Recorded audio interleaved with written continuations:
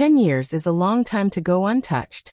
10 years of silent dinners, cold beds, and a marriage that had dried up like forgotten roses in a vase. I had learned to live with the emptiness, to carry the weight of loneliness quietly. And then came him. No, he wasn't supposed to matter. He was just my son's best friend. The lanky boy who used to raid my fridge, call me Mrs. Blake, and spend hours playing video games in our living room. But somewhere between high school and college, Noah had changed.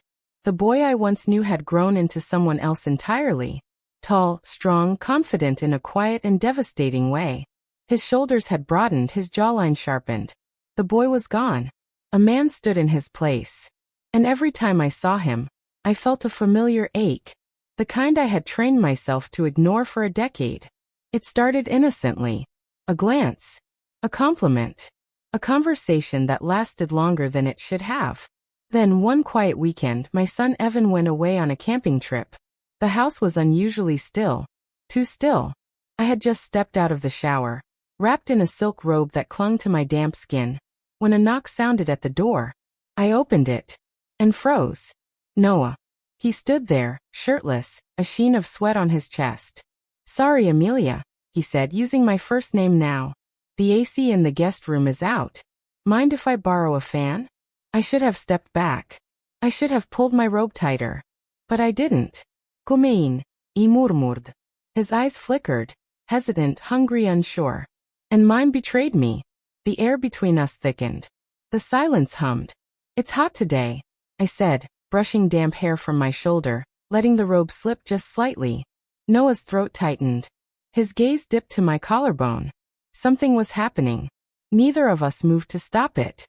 He stepped closer, heat radiating from his body. "Noah," I whispered, my fingers grazing his arm. "You don't have to go just yet." His jaw clenched. "We shouldn't." "But you don't want to leave, do you?" He didn't answer. Instead, he leaned in, just enough for our breaths to mingle, for temptation to blur into inevitability. "I've thought about this," he said, voice rough. "More than I should. And I should have said no. But I didn't. Because I was starved for something real. And Noah. Noah felt like salvation. We didn't go too far that night. Instead, we sat on the couch together.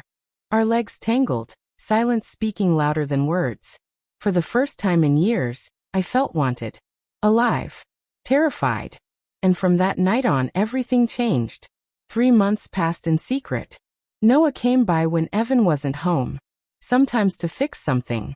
Sometimes with an excuse. But more often than not, just to see me. Every visit danced on the edge of forbidden. Every glance, every brushed hand, every long goodbye burned hotter than the last. We hadn't crossed that final line again. But we were close. Too close. Then one stormy night, I heard a knock at the back door, our door. And I already knew it was him. Rain clung to his hair, his clothes damp, his breath uneven. "Amelia," he said like he had been holding my name on his tongue all day. I stepped aside. "Kumein." The door closed behind him. And in 2 long strides he was in front of me. "I tried to stay away," he whispered. "I really did." "So did I breathed. And then he kissed me. This time there was no hesitation. No restraint. The robe slipped from my shoulders. His touch was tender, reverent, mapping every inch of me as if he had memorized it long before this night. We fell into each other with the kind of desperation that comes only from years of emptiness. And for one night, we let go of the guilt. For one night, I let myself feel again. But morning always comes. And with it, reality.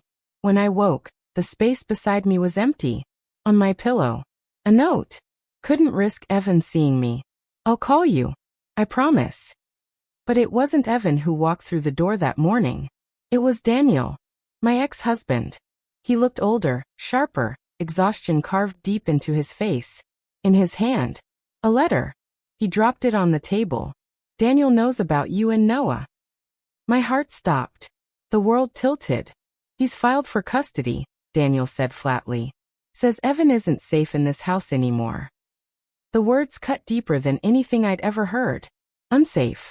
Because of me. Because of Noah. Later, when I told him, Noah just pulled me into his arms. "This is my fault," he said. "No. whispered. It's mine. I knew what we were risking. What do we do now? He asked, eyes searching mine. I looked at the man who had reignited something I thought I'd lost forever. And I didn't have an answer. Not yet.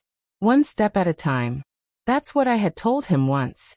But now, every step forward felt like walking a tightrope between love and ruin. I didn't know how this story would end.